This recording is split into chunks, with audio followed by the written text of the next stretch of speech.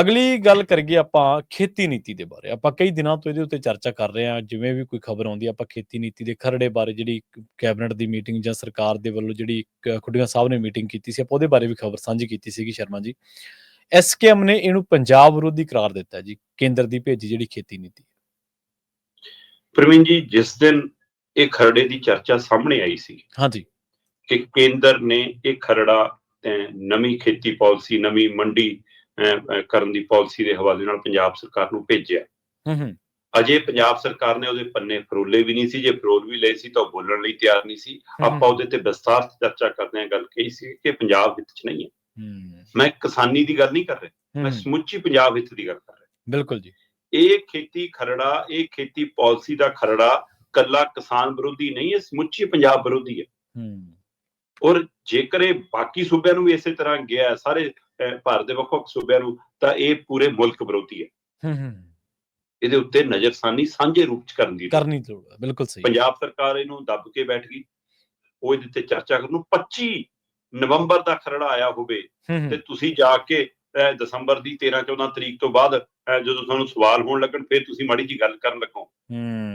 ਤੇ ਚਲੋ, ਪੰਜਾਬ ਸਰਕਾਰ ਨੇ ਮੁੱਢ ਦੇ ਵਿੱਚ ਮੰਤਰੀ ਸਾਹਿਬ ਨੇ, ਖੁੱਡੀਆਂ ਹੋਰਾਂ ਨੇ ਬਿਆਨ ਦੇ ਕੇ ਜ਼ਰੂਰ ਕਿਹਾ ਕਿ ਅਸੀਂ ਜਿੰਨੀ ਕੁ ਪਰ ਨਜ਼ਰਸਾਨੀ ਕੀਤੀ ਹੈ ਉਹ ਸਾਨੂੰ ਪੰਜਾਬ ਹਿੱਤ 'ਚ ਨਹੀਂ ਲੱਗਦਾ, ਇਹ ਮਨਜ਼ੂਰ ਕਰਨ ਯੋਗ ਨਹੀਂ ਆ, ਅਸੀਂ ਇਹਦੇ ਬਾਰੇ ਰਾਏ ਕਰਾਂਗੇ। ਔਰ ਉਹਨਾਂ ਨੇ ਕਿਸਾਨ ਜਥੇਬੰਦੀਆਂ ਨੂੰ, ਐਸਕੇਐਮ ਨੂੰ ਸਮੁੱਚੇ ਨੂੰ ਸੱਦਾ ਦਿੱਤਾ। ਕੱਲ ਅਫਸਰਸ਼ਾਹੀ ਬੈਠੀ ਸੀ, ਐਸਕੇਐਮ ਦੇ ਸਾਰੇ ਨੁਮਾਇੰਦੇ ਬੈਠੇ ਸੀ। ਉਹਦੇ ਵਿੱਚ ਮਤਲਬ ਕਿ ਸਮੁੱਚੇ ਤੌਰ ਤੇ ਅਗਰਾਹਾਂ ਹੋਰੀ ਵੀ, ਡਾਕਟਰ ਦਰਸ਼ਨਪਾਲ ਵੀ, ਕਾਦੀਆਂ ਹੋਰੀ ਵੀ, ਤੇ ਫਿਰ ਰਾਜਿਆਲ ਹੋਰੀ ਵੀ, ਸਾਰੇ ਲੀਡਰ ਮਤਲਬ ਜਥੇਬੰਦੀਆਂ ਦੇ, ਉਹ ਸਾਰੇ ਮੌਜੂਦ ਸੀ। ਉਹਨਾਂ ਸਾਰਿਆਂ ਦੀ ਹਾਜ਼ਰੀ ਦੇ ਵਿੱਚ ਇਹਦੇ ਪਰ ਮੰਥਨ ਹੋਇਆ, ਚਰਚਾ ਹੋਇਆ। ਲਗਭਗ ਇੱਕੋ ਇੱਕ ਨੁਕਤੇ ਦੇ ਰਾਹੀਂ, ਜੇਕਰ ਆਪਾਂ ਸਾਰੀ ਸਾਂਝੀ ਰਾਏ ਦੇ ਵੱਲ ਗੱਲ ਕਰਨੀ ਤਾਂ ਮੁੱਢ ਤੋਂ ਰੱਦ ਕੀਤੀ ਸਾਰਿਆਂ ਨੇ। ਉਹਨਾਂ ਨੇ ਕਿਹਾ ਕਿ ਮੰਡੀਕਰਨ ਦਾ ਭੋਗ ਹੈ, ਇਹ ਮੰਡੀਕਰਨ ਦੀਆਂ ਜੜ੍ਹਾਂ ਪੁੱਟਣ ਦੀ ਤਿਆਰੀ ਹੈ, ਤੇ ਇਹ ਪੰਜਾਬ ਦੇ ਲਈ ਹਿਤਕਾਰੀ ਨਹੀਂ ਹੈ। ਕਿਸਾਨੀ ਤੋਂ ਲੈ ਕੇ ਸਮੁੱਚੇ ਪੰਜਾਬ ਦੇ ਲਈ ਹਿਤਕਾਰੀ ਨਹੀਂ ਹੈ, ਇਸ ਨੂੰ ਖਾਰਜ ਕੀਤਾ ਜਾਵੇ। ਜਥੇਬੰਦੀਆਂ ਨੇ ਪੰਜਾਬ ਸਰਕਾਰ ਮੂਹਰੇ ਤਜਵੀਜ਼ ਰੱਖੀ ਹੈ ਕਿ ਤੁਸੀਂ ਇਸ ਨੂੰ ਆਪਣੀ ਕੈਬਨਿਟ ਚੋਂ ਰੱਦ ਕਰਦਿਆਂ ਹੋਇਆਂ ਸਰਬ ਪਾਰਟੀ ਮੀਟਿੰਗ ਬੁਲਾਓ ਤੇ ਉਸ ਤੋਂ ਬਾਅਦ ਵਿਧਾਨ ਸਭਾ ਦਾ ਵਿਸ਼ੇਸ਼ ਸੈਸ਼ਨ ਬੁਲਾ ਕੇ ਉੱਥੇ ਇਹਨੂੰ ਖਾਰਜ ਕਰਕੇ, ਰੱਦ ਕਰਕੇ ਕੇਂਦਰ ਨੂੰ ਲਿਖ ਕੇ ਭੇਜੋ। ਠੀਕ ਹੈ। ਹੁਣ ਇਸ ਦੇ ਉੱਤੇ ਪੰਜਾਬ ਸਰਕਾਰ ਨੇ ਕੱਲ ਹਾਮੀ ਭਰੀ ਹੈ।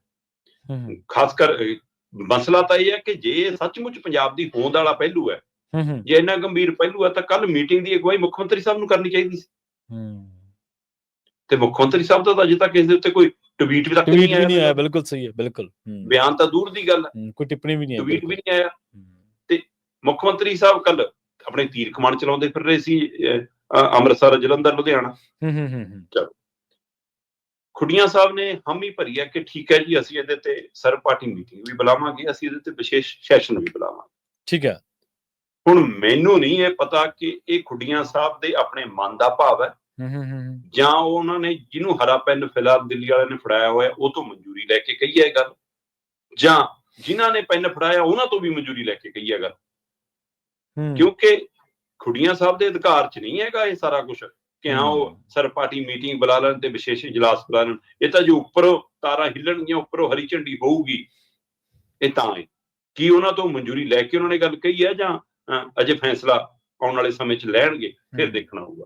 ਫਿਲਹਾਲ ਇਹ ਲੱਗ ਰਿਹਾ ਕਿ ਪੰਜਾਬ ਸਰਕਾਰ ਇਸ ਮਸਲੇ ਤੇ ਸੁਹਿਰਦ ਹੈ, ਪਰ ਕੇਂਦਰ ਜਿਵੇਂ ਸੂਬਿਆਂ ਦੀ ਬਾਂਹ ਮਰੋੜਦਾ, ਉਹਨਾਂ ਦੇ ਪੈਸੇ ਰੋਕ ਕੇ, ਉਹਨਾਂ ਦੇ ਫੰਡ ਰੋਕ ਕੇ, ਸਾਡਾ ਤਾਂ ਪੇਂਡੂ ਵਿਕਾਸ ਫੰਡ ਹੀ ਰੋਕਿਆ ਹੋਇਆ ਹੈ ਨਾ, ਤੇ ਉਹ ਤੋਂ ਬਾਅਦ ਸਾਡੇ ਤਾਂ ਬਾਕੀ ਹੈਲਥ ਵਾਲੇ ਪੈਸੇ, ਸਕੂਲ ਵਾਲੇ ਪੈਸੇ ਕਿਵੇਂ ਬੋਰਡ ਬਦਲਾ ਕੇ, ਤਖਤੀਆਂ ਤੋਂ ਨਾਂ ਬਦਲਾ ਕੇ ਤੁਸੀਂ ਥੋੜੇ ਥੋੜੇ ਕਰਕੇ ਦੇ ਰਹੇ ਹੋ। ਇਸ ਲਈ ਉਹ ਬਾਂਹ ਮਰੋੜਨ ਦਾ ਜਿਹੜਾ ਤਰੀਕਾ, ਉਹ ਤੋਂ ਵੀ ਡਰ ਲੱਗਦਾ ਹੋਊਗਾ ਇਹਨਾਂ ਨੂੰ ਕਿ ਸਾਡਾ ਸਾਰਾ ਕੁਝ ਖੜ ਜੂਗਾ ਫਿਰ। ਪਰ ਕੱਲ ਹਮੀਰ ਸਿੰਘ ਹੋਰਾਂ ਨੇ ਇਸ ਤੇ ਇੱਕ ਬੜਾ ਕਮਾਲ ਦਾ ਨੁਕਤਾ ਸੁਝਾਇਆ। ਠੀਕ ਹੈ ਜੀ। ਉਹ ਕਹਿੰਦੇ ਵੀ ਪੰਜਾਬ ਸਰਕਾਰ ਇੱਕ ਹੋਰ ਪਹਿਲ ਕਦਮੀ ਕਰੇ ਕਿ ਇਹ ਲੜਾਈ ਕੱਲੀ ਕਿਸਾਨ ਜਥੇਬੰਦੀਆਂ ਦੀ ਨਹੀਂ ਗੀ। ਤੁਸੀਂ ਕਹੋ ਕਿ ਦੇਸ਼ ਦੇ ਵਿੱਚ ਪੰਜਾਬ ਨੇ ਤੁਰ ਪੈਣਾ ਜੀ, ਫਿਰ ਬਾਕੀ ਵੀ ਨਾਲ ਆ ਜਾਣਗੇ। ਜਥੇਬੰਦੀਆਂ ਦਾ ਮਸਲਾ ਥੋੜਾ ਤਾਂ ਸੂਬਿਆਂ ਦੀ ਹੋਣ ਦਾ ਮਸਲਾ। ਜੇ ਖੇਤੀ ਪਾਲਿਸੀ, ਖੇਤੀ ਨੀਤੀ ਸੂਬਾ ਹੀ ਮਸਲਾ, ਤਾਂ ਸੂਬਾ ਤੈਅ ਕਰੇ, ਸੂਬਾ ਬਣਾਵੇ ਤੇ ਸੂਬਾ ਲਾਗੂ ਕਰੇ। ਤੁਸੀਂ ਆਪਣੀ ਥੋਪ ਰਹੇ ਹੋ ਕਿ ਲਾਗੂ ਕਰ ਦੋ।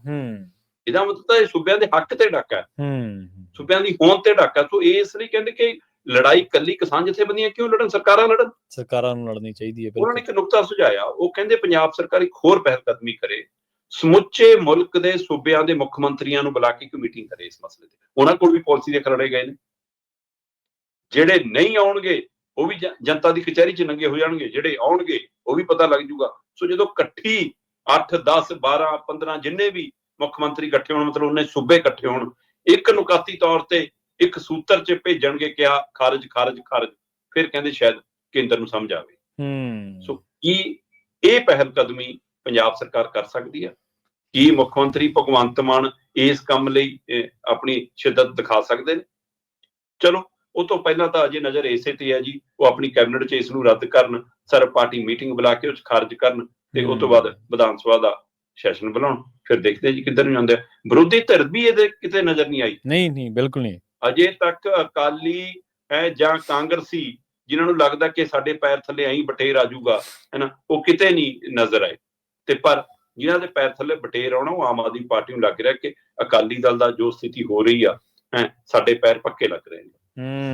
ਬਿਲਕੁਲ ਪੈਰ ਪੱਕੇ ਤਾਂ ਜਿਹੜੇ ਇੱਥੇ ਅੱਜ ਤੋਂ ਕਈ ਸਾਲਾਂ ਬਾਅਦ ਕਹਿੰਦੇ ਸੀ ਵੀ ਅਸੀਂ ਸਾਰਾ ਕੁਝ ਕੀਤਾ, ਉਹਨਾਂ ਦੇ ਨਹੀਂ ਲੱਗੇ। ਤਾਂ ਚਲੋ ਫੇਰ ਹੁਣ ਨਵੇਂ ਆਏ ਨੇ ਸੱਤਾ ਦੇ ਵਿੱਚ,